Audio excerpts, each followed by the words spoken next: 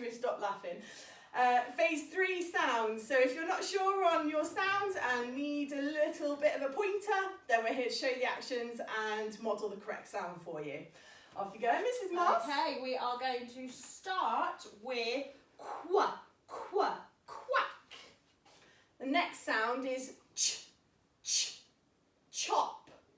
Next one is sh for ship. For thumb. For strong.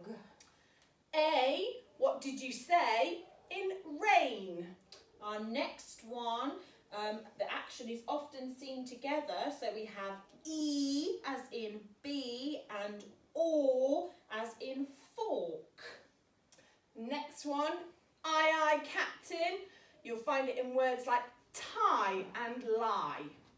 Our next one can be a short sound or a long sound, so we can have oo, oo, oon, or we can have ook, k, ook.